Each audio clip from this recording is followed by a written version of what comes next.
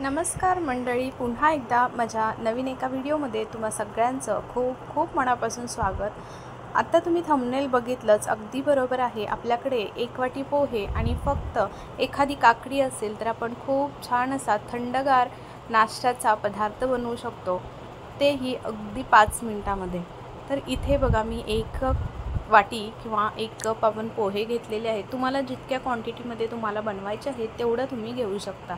Same पद्धतीने आपण इथे काय करायचं आहे, पोहे जशी भिजवून घेतो त्या पद्धतीने 1-2 वेळा स्वच्छ धुवून घ्यायचे आणि त्याच्यानंतर आपल्याला काय करायचं आहे, आपल्याला हे पूर्ण पाणी काढून टाकायचं आहे आणि अगदी मोकळे करून असेच ठेवून द्यायचे आहेत साईडला। याच्यावरती झाकण वगैरे ठेवायची काहीच गरज नाही, तरीसुद्धा हा पदार्थ तितका छान अगदी मऊसूत बनणार आहे। पुढे जाऊन अगदी मऊसूत छान मोकळा लुसलुशीत पदार्थ बनण्यासाठी आणि थंडगार मेन म्हणजे पदार्थ बनण्यासाठी आपल्याला इथे एक काकडीची गरज आहे। इथे अर्धी काकडी वापरा, एक वापरा, किती तुम्हाला जितक्या क्वांटिटीमध्ये पोहे आहेत तितक्या क्वांटिटीमध्ये तुम्ही इथे काकडी वापरू शकता। काकडीची साल काढून सुद्धा किसू शकता, पण इथे बऱ्यापैकी अशीच वापरली तरीही चालेल। स्वच्छ धुवून घेतली काकडी आणि त्याच्यानंतर काकडी बघा या पद्धतीने किसून घ्यायचे।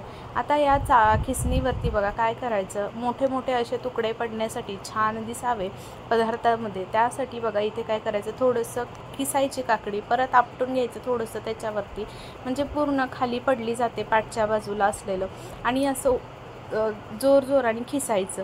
फक्त काय करायचं, एक वेळा असं हात पुढे घेतला की त्याच्यानंतर उचलूनच दुसरा हात किसून घ्यायचं। लगेच तिथेच घासायचं नाही, त्याच्यामुळे काय होतं, अगदी बारीकसा चुरा होतो, मग तितकंसं छान पदार्थामध्ये दिसत नाही।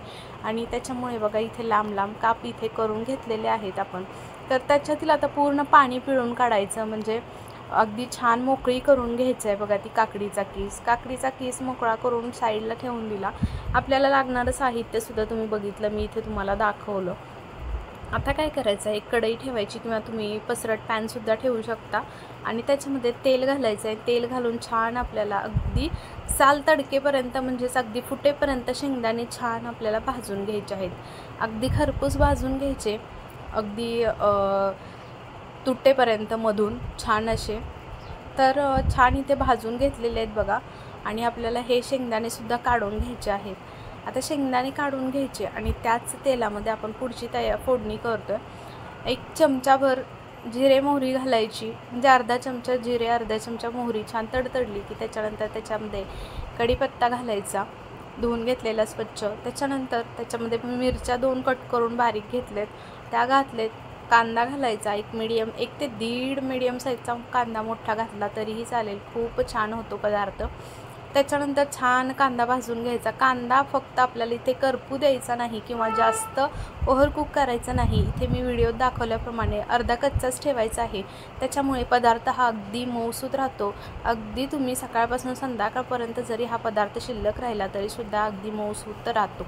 आता बघा, आपल्याला हे जे पोहे आणि शेंगदाणे पोह्यावरती काढून घेतलेले ते सुद्धा याच्यामध्ये घालून घ्यायचे आहेत। हळद घातली थोडीशी चिमूटभर आणि छान मिक्स करून घ्यायचं। इथे बघू शकता, आपण आज इथे बनवतोय पोहे, तर हे पोहे बनवतोय ते म्हणजे काकडी पोहे, आणि हे काकडी पोहे अगदी काकडीचा जो किस आहे तो आता आपण याच्यामध्ये पोहे मिक्स करून घेतल्यानंतर घालून घेणार आहे। चवीनुसार मीठ घालायचं, छान परत मिक्स करून घ्यायचं। आता इथे तुम्ही बघू शकता, खूप मस्त पोहे आपले इथे तयार होत आहेत, अगदी मऊसूत मोकळे लुसलुशीत। इथे तुम्ही बघू शकता, आपण इथे झाकूनसुद्धा ठेवलं नव्हतं तरीसुद्धा, आणि पाणी लगेच घालून फक्त 1-2 वेळा धुवून काढलं आहे आणि लगेच आपण इथे मोकळे करून पाणी पूर्णपणे मोकळे करून ठेवले होते। जर आपण त्याच्यामध्ये पाणी वगैरे ठेवले नव्हतं, फडफडीत त्याच्यामुळे मस्त पोहे होतात। जो आपला काकडीचा किस आहे, पाणी पूर्ण पिळून काढलेला, तो घालून घ्यायचा। बघू शकता इथे मस्त असे इतके छान होतात हे पोहे ना, एकदा तुम्ही मी सांगते म्हणून करून बघा, खूपच टेस्टी होतात। आणि मला सांगा, तुम्हाला ही रेसिपी माहीत होती का? आणि नसेल तर नक्की तुम्ही हे एकदा करून बघा, खूप मस्त अगदी थंडगार होतात। तुम्हाला कितीही हे गरम पोहे असले ना तरी जेव्हा तुमच्या तोंडामध्ये जातील ना तेव्हा अगदी एकदम असे थंड थंड असं फील होतं, खूप मस्त चव येते। आणि नक्की या पद्धतीने झाकण ठेवून एक छान वाफ काढून घ्यायची, काकडीचा किस घातल्यानंतर आणि इथे आपले पोहे तयार आहेत। याच्यावरती तुम्हाला नारळाचा जर चव घालायचा असेल ओल्या नारळाचा घालू शकता, याच्यावरती कोथिंबीर घाला, शेव घाला, तुम्हाला जसं आवडेल तसं घालून तुम्ही खाऊ शकता किंवा असं जरी खाल्लं तरी अप्रतिम लागतात। आणि कांदा जो आपण भाजून घेतलेला होता थोडासा अर्धा कच्चा, त्याच्यामुळे पोहे अगदी शेवटपर्यंत मऊ लुसलुशीत राहतात। ही ट्रिक मात्र नक्की लक्षात ठेवा आणि हे काकडीचा किस घालून नक्की एकदा पोहे बनवा आणि पाहुणे मंडळी जरी आली तरी त्यांना समजणार नाही, एवढं थंडावा देणारे उन्हाळ्यात नक्की ही पोह्याची डिश बनवा। तुम्हाला कशी वाटली ते मात्र ज़रूर कमेंटमध्ये कळवा। आणि हो, चॅनलवरती कोणी नवीन असेल तर नक्की चॅनलला सबस्क्राईब करून त्याच्या पुढील बेल घंटीसुद्धा दाबा, म्हणजे असेच येणारे म्हणजे छान छान व्हिडिओ तुम्हाला रोज पाहायला भेटतील। नवनवीन रेसिपीज असतात आणि जर रेसिपी खरंच आजची तुम्हाला आवडली असेल तर नक्की व्हिडिओला एक लाईक करायला मात्र अजिबात विसरू नका। चला उद्या पुन्हा भेटू अशाच छान नवीन रेसिपीसोबत, तोपर्यंत बाय बाय।